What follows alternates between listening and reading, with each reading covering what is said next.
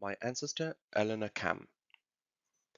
This is the biography, as far as I am able to tell it, with the limited documentation I have been able to find so far, of my 11 times great-grandmother, Eleanor Jones, née Cam.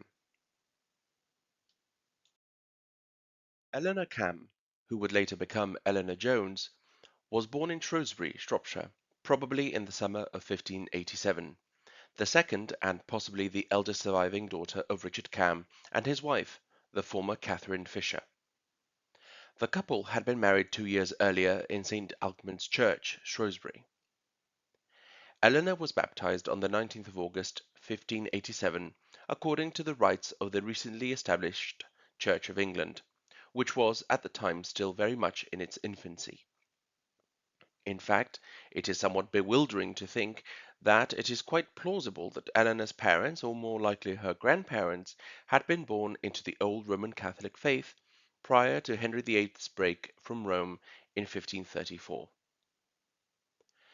Eleanor had an elder sister called Dorothy, who had been born less than a year after their parents' wedding.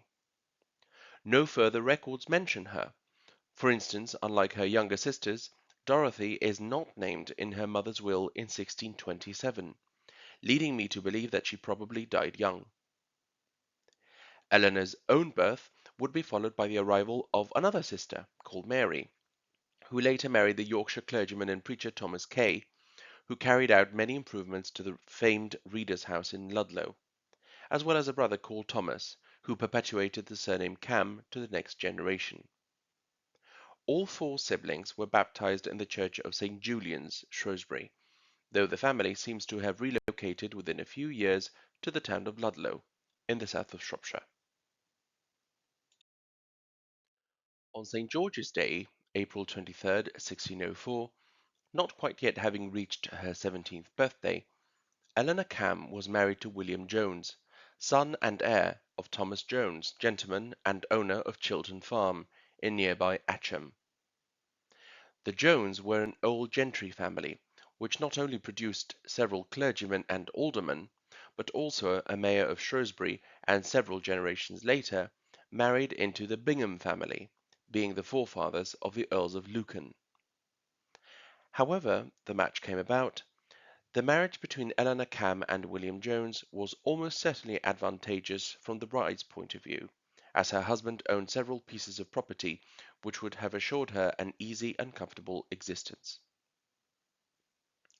William and Eleanor Jones are known to have had at least 5 children, all of whom were born between 1606 and 1624, although the 19-year period and the lack of sources during a crucial 13-year gap could well mean that other children were born to the couple, and that they either died young or are otherwise unrecorded. The eldest known child was called John. He is referred to as the eldest in his maternal grandmother's will, and he was baptized in Shrewsbury in 1606. The second son was called Isaac, and although his birth year is not known, he must have been born well before 1621, which was the year when he entered Shrewsbury School. His next surviving brother was christened Samuel, although his year of birth is unknown. He would be followed by another brother, Thomas, in 1621, and a sister, Catherine, in 1624, who was given her maternal grandmother's Christian name. The name of William and Eleanor's middle son, Samuel, could well indicate a possible kinship with Samuel Fisher, a 17th century English Puritan clergyman. We must remember that Fisher had been the maiden name of Eleanor's mother, Catherine, who, having been married in 1585 and who died in 1627, was probably born in the 1550s or 1560s. If Samuel Fisher was indeed related to Catherine and Eleanor, then he was not the only clergyman in their immediate family. Eleanor's own sister, Mary, would eventually marry the Yorkshire clergyman and preacher Thomas Kay, while Thomas and Mary's daughter, Abigail Kay, eventually married Richard Fletcher, rector of Ludlow. Several of Eleanor's descendants through her granddaughter Eleanor Hammond also followed a career in the church.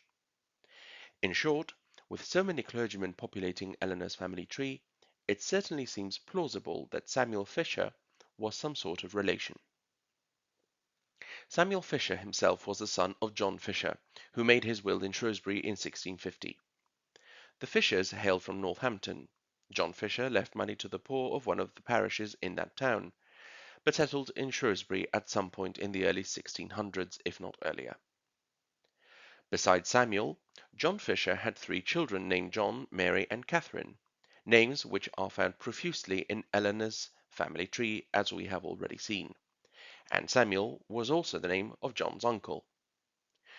Was Eleanor naming her son in the 1610s in honor of one of her older relatives, perhaps? It is definitely a tantalizing possibility. The latter half of Eleanor's life is still a mystery. Her husband died in 1664, though whether she predeceased or survived him is not yet clear. The name Eleanor would be given to a great number of her descendants. Variants such as Eleanor, Ellen, and Nell can be traced down her line right up until the 20th century, and her blood still flows today in the veins of her descendants through her second son Isaac, who was my 10 times great-grandfather and the eventual heir of Chilton Farm.